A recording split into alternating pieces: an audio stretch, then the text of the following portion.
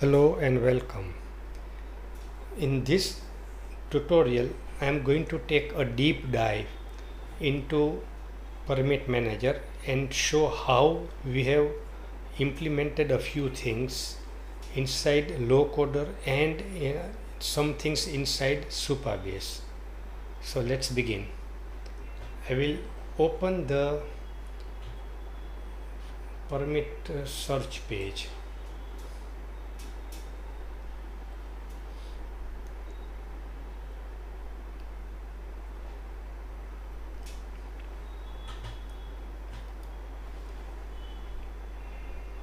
Here we have created two API functions or data queries. Okay, the first one is show permit data.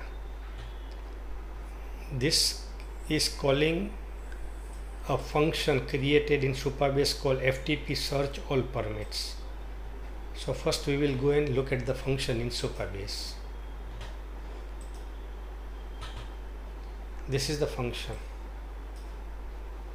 It's quite a long function and not everything may be understandable, but let me try and just give you a brief overview. Here we have defined the parameters that this function is expecting when called, and then we are using those parameters like user ID, then search string into various places as necessary in the SQL query. This query is responsible for creating the function FTS search all permits, and once this function is executed by Supabase, what it will return is also defined over here as a return query. So it will return a query, a result over here. So that is how it is defined. Okay, let's go back to permit and now see what we have done over here. We are passing the following information to the function, like we are passing the user ID of the current logged in user, the search string that the user may have typed over here. Okay, then jurisdiction input. Okay, this is by default a static thing. Okay, then limit input, that is the page size. So we are taking this page size from data table that we have placed over here. Then offset input again from data table, and class input text comes from here.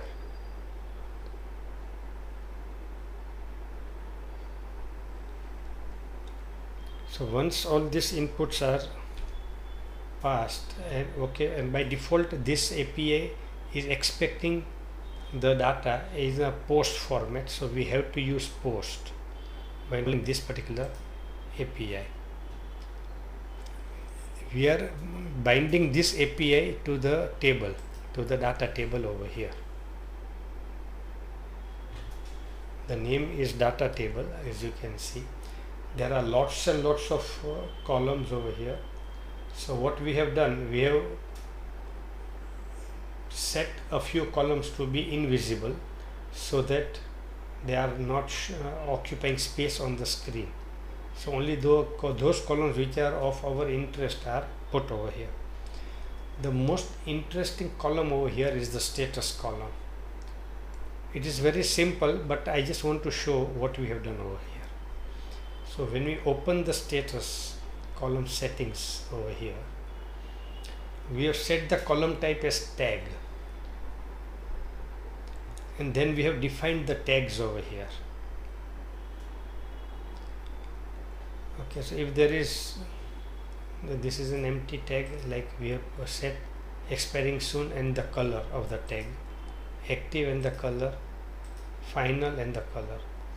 We have only defined that many tags which are currently being written by the sample data that we have got in Supabase.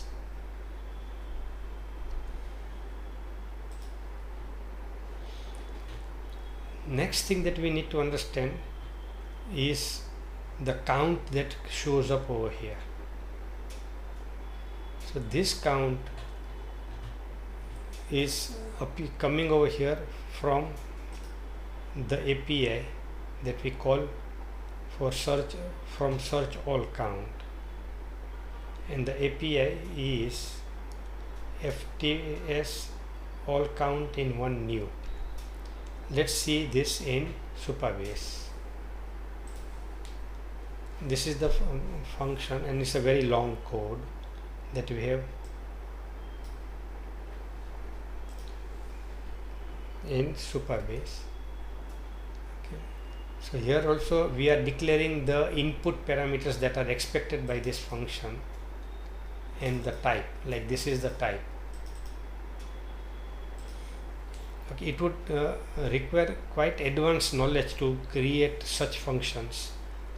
Here what we have done is that first thing is that we are taking the search string and then appending the search string with necessary wildcards and removing all the extra space inside the search string, and we have put a few comments over here for our understanding, like what we have done over here, like what we have done over here. Like for example, remove leading and trailing space, replace space with ampersand, and add a star. So these are some of the requirements of Supabase or Postgres. So that is what we are doing over here. Okay, here we have defined the return to be JSON. Means that this function's output will be written as a JSON format, information or data. Now let's go back over here.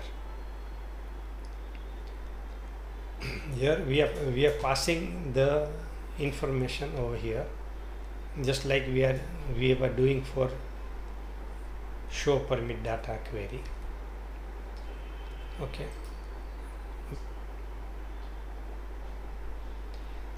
But the information that shows up over here,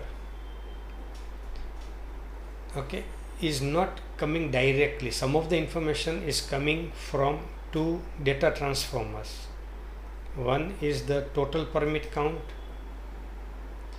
So here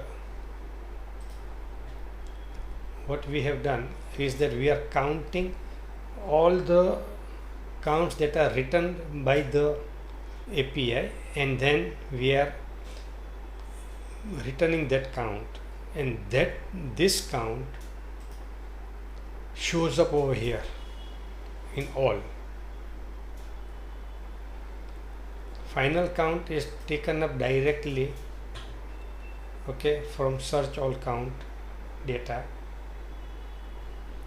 Active expiring is taken from there, expired is taken from there. Others count again comes from other count data transformer. Here we are counting all those permit types which are not that important. So we are counting all those things, and if they are not available, we are returning 0.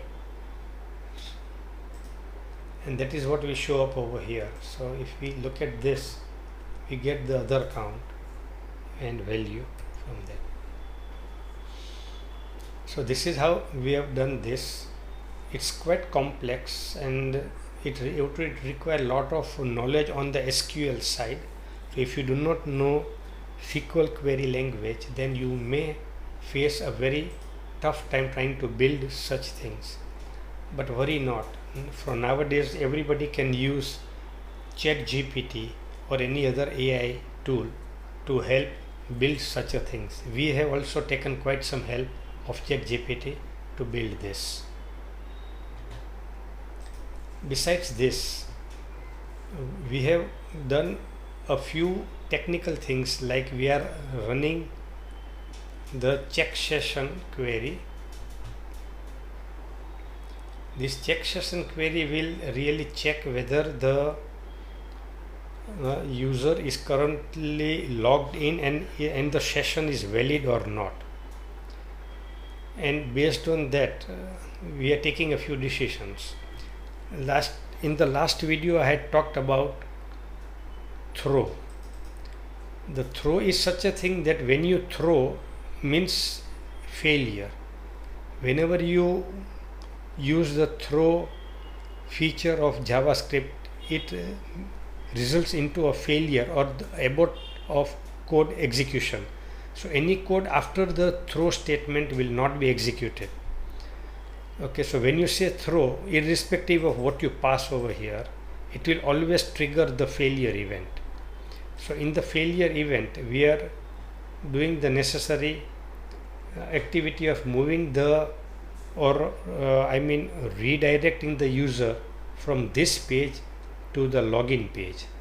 This is something that we had to use because we were not able to get the failure event irrespective of what we do, because if the code over here completes successfully, it would always be a success event, and we wanted a failure event, so we had to use this method. Thank you.